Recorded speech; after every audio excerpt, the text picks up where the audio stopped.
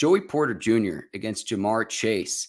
And I swear, after 2 deflections that could have been picks that were good plays, it's like Jamar just was a magnet to the ball. He's a special player. And it was almost like the Bengals schemed it up. But Joey Porter Jr. against Jamar Chase on 28 routes, or on 24 of Chase's 28 routes.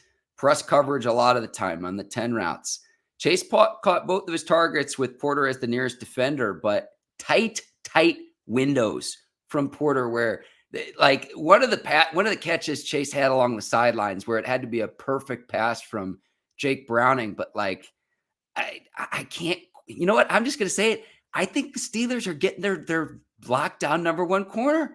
For the first time since like you played. Yeah, JP Jr. just, I mean, he just had to calm down and settle his feet in.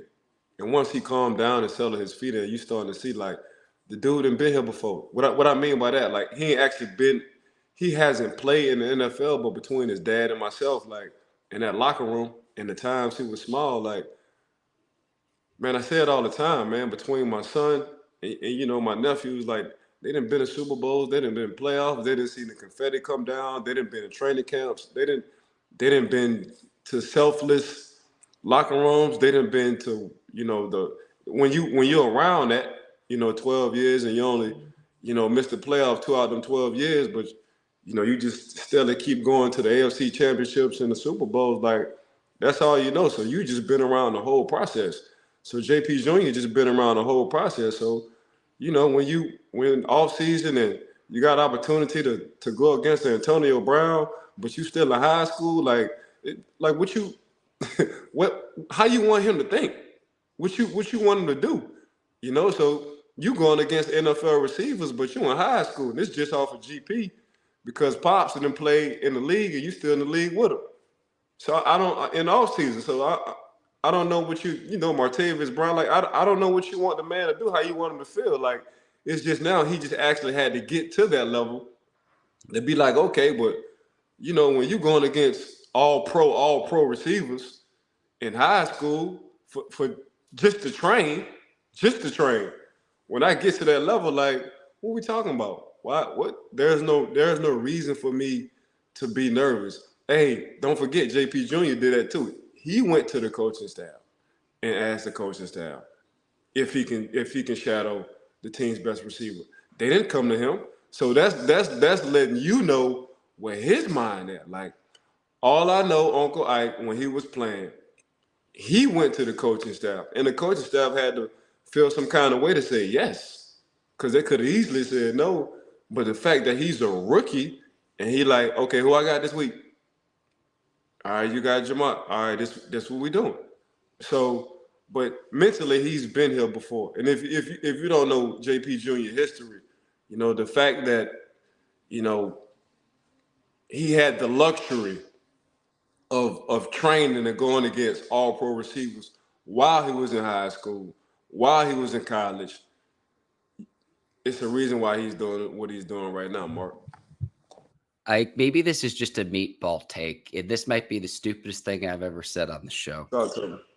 Let me go full meatball here for a second, Ike. The level of confidence that he has, considering he had 1 interception during his playing career at Penn State. Now, I know that teams were probably throwing away from him because you scout a player of his caliber and of his talent if he's going to be a 1st or 2nd round pick in the draft. But from like the casual fan perspective, you look at just the stats alone and they don't always tell the full story, Ike. But he had 1 college interception at Penn State, and now he's locking up DeAndre Hopkins, Jamar Chase. It's unbelievable to me. It's all about matchups. People forget, man, JP Jr. like 6'3.5". So 6'3.5" for the NFL is really like 6'4.5", because they ask you to stand on your heels with your back against the wall. So you can't get on your tippy toes. It's not like a driver's license where you can lie and be like, man, you're 5'11", but you're really 5'9". That NFL height is real live NFL height. So if they say you 6'3" and some change, you 6'3" and some change in the NFL, you really 6'4" in the regular world, 6'4.5". So it's the height. But the confidence, like I say, man, just been around that locker room since he was small, man. It just kind of leaks up off of you. You know, then when we was in that locker room, we was winning Super Bowls, AFC championships, playoffs. Like, that's all we knew. The only time I didn't, 10 out of 12, 2 years. I think 2 years out of 12, I didn't see the playoffs. You feel me? So, and little JP Jr. been a part of that as well. You know, so then he go to Penn State, he handle his business at Penn State, but now he back home. You know, the dude ain't got to leave his mom or his dad's house unless he want to get something on his own. So he back at the crib. You know, his daddy played, his daddy coached for Pittsburgh, and you know they still got the house in Pittsburgh. They got a foundation. They got their own building. It's a lot they got going on in Pittsburgh. Pittsburgh home for the Porter family, and he just so happened to get drafted.